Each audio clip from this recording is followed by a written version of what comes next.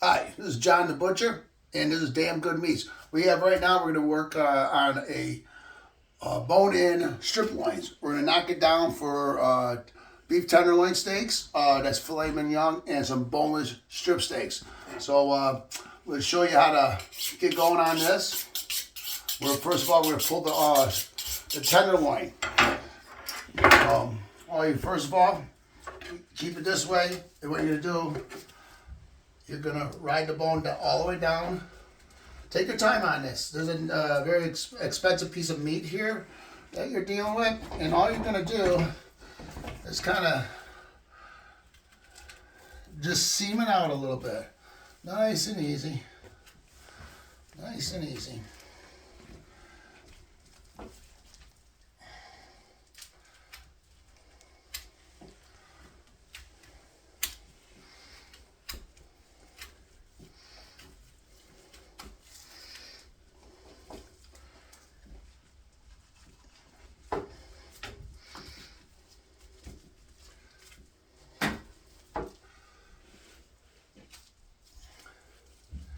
What you want to do is keep the meat with the meat. No meat on the bone.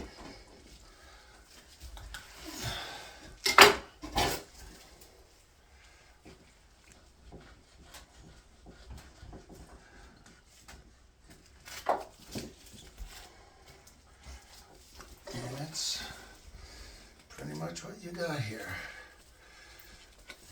A little heavy on the fat there, but not too bad. All right, there you go. You got your. We could, if you wanted to, you're gonna cut all this down for porterhouse and T-bones on the saw. But I got someone that's looking for some tenderloin steaks and some boneless strips. Right here, you could take, once you do that, you could actually chime that bone all the way down and get yourself bone-in strips. Cut it down on the saw. But right now, we're gonna be boning it all out for boneless strip steaks. So here's your fillet. What you gotta do is kind of clean it up a little bit. The heavy fat. Now you could actually, we're gonna be knocking this down for all steaks. And you could actually take this and make a roast out of it. So you can kind of eyeball it like that, and would you just butterfly it, go through it pretty much a little over halfway and just fold it, tie it up, and that's what you end up getting, something like that once you cleaned it all up. That would be your beef tenderloin roast. But this is going to be steaks, so you kind of take a little bit of the fat off of it. You don't have to go nuts. A lot of people want it all stripped off the silver skin. It is not necessary to remove all the silver skin. But some customers want it off, so you do whatever they want. So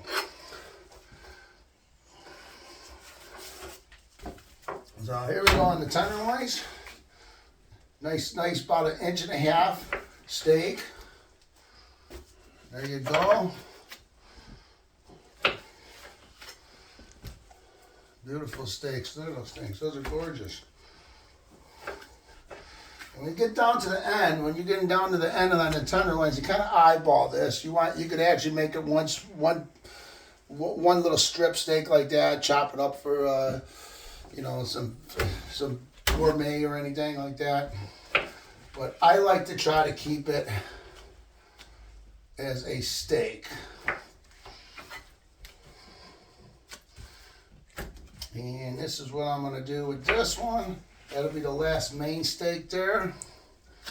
This is what I'll do on this. I'll clean up the little heavier fat off of it.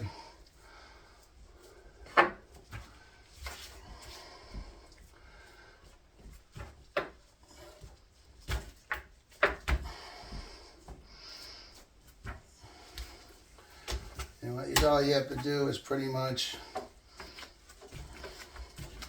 butterfly it down or keep it. I mean, that's a nice piece there. I might just keep it just like that for them. Or you could just butterfly it and fold it.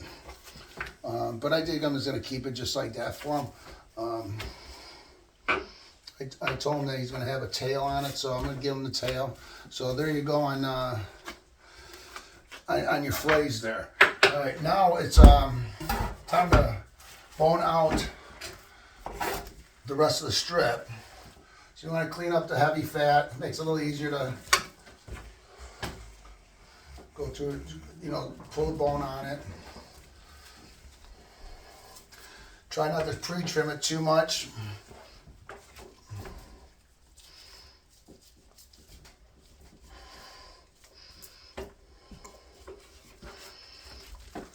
And what we're going to do is grab your boning knife here. And we're going to see that T for the T-bone porterhouse. You're going to start right there. Now these are going to be separating all the way down. So you're going to have to take your time and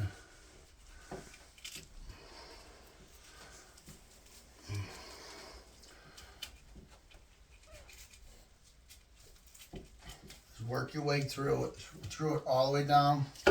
So I kind of take the heavier fat off so you can see the bone a little bit when you enter it into it. What you want to do is try to stay on the bone so you're not damaging the steak at all.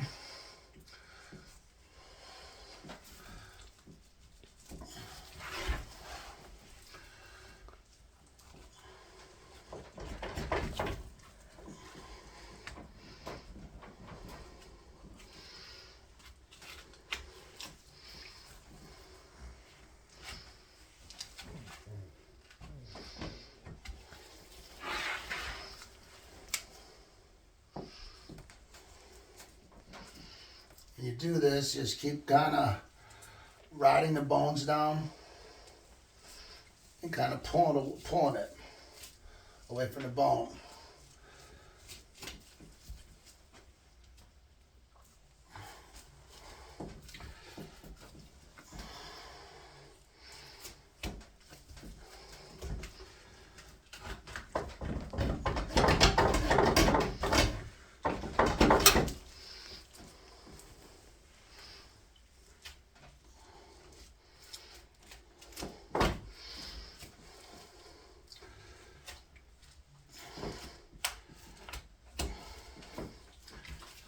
You can always switch knives to finish it off. Make sure you just don't stab yourself through the bone.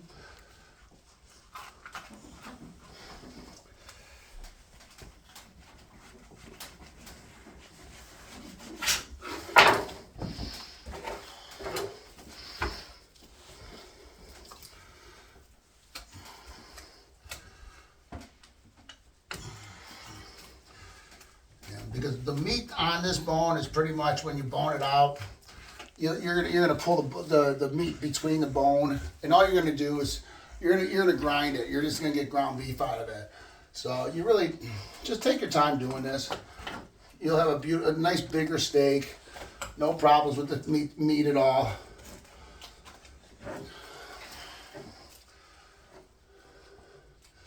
Have some gorgeous eyes on this thing. And that's pretty much it. Now you're pretty much done on the bone almost. We're almost there. Just want to give me a little, there you go. And that's pretty much all you got. So you got your little meat here, that's there. You clean all this up, go through the bones here. And we'll show you that later. But this is all going to be ground beef. It's really scrap. But you just kind of clean the meat, go through the bones, and pull the heavy meat out of it. And that's pretty much all you're doing with that. You're just going to get ground beef out of it. So we'll put that off to the side. Worry about that later. Okay. Boom. There's your beautiful boneless strip. Okay. Just got rid of the bone.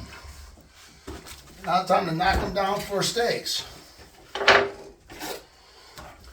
Now this guy wants inch all the way down. If you see it's unleveled there, we're going to have to adjust it through there. So your first steak might be a little bigger. You could always face it off a little bit,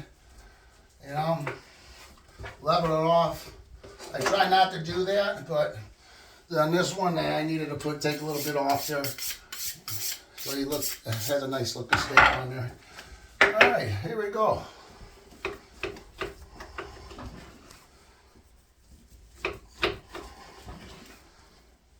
That's all you do.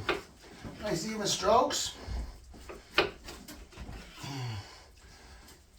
When you're using a knife like this, you just want to curl your fingers underneath. I've been doing it for a long time. It's a natural thing, but I always like to tell people, you don't keep your fingers like this. Always curl them here.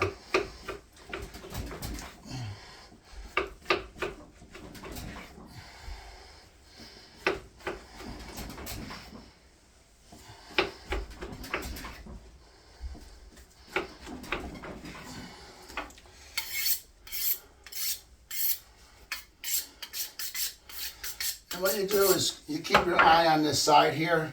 And what you're trying to do is kind of give it a nice, you want a nice even cut here. You don't want to face it off and level it off. But sometimes you have to. It all depends how bad the break is. So whoever broke it down.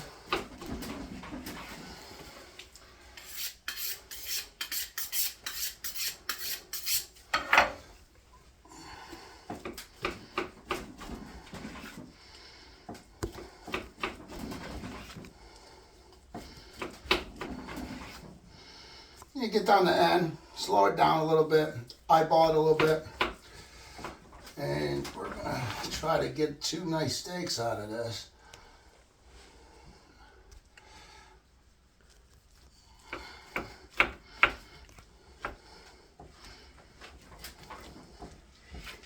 Voila.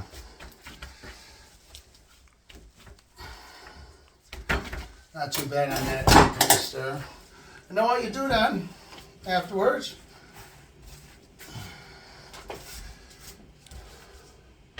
you're just going to trim them up. It's not too that is not too heavy on the fat on this. So you're going to be trimming them up. I mean, beautiful, very nice looking tender strip steak there. Not very heavy on the fat at all. Beautiful. You don't never want to over trim them either. Never want to over trim them. The fat protects the meat.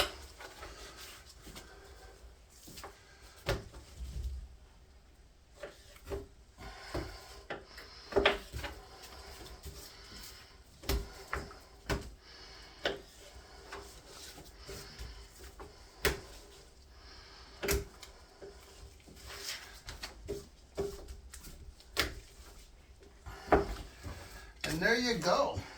You're going to be just trimming them up. And that's how you actually bone out a strip loin. You got yourself a strip loin, bone-in strip loin. You just made yourself tenderloins that are about roughly, it all depends on where you go. They're between $21 to $27 a pound. Did all that with a little waste on the bone. You gotta give or take the bone. But picked this up for actually $5.99 a pound, the whole piece, and got myself $20 a pound steaks. And these here boneless strips on sale are $10, $9.99. Off sale, they're like $14, $15 a pound. And that's pretty much it. Now, when you get down to here, you're going to see this steak. You're going to say, oh, it's an ugly steak, da-da-da-da-da. It's not an ugly steak just because it has a little gristle there. I'm going to show you a little bit on the other side here. This one here has a little gristle coming through there. Now, that is your porterhouse. Your porterhouse, if you cut this together and cut it down as a bone-in porterhouse T-bones, these here, where the gristle part is, that's where your bigger tenderloins come in. So you'd have your bones on there with the tenderloin. So that's a more expensive piece of steak. T-bone is always going to be cheaper because it's based on the size of the fillet that's still attached to the bone. Anything under 2-inch fillet would be considered a T-bone. Anything 2 inches and above is a porterhouse.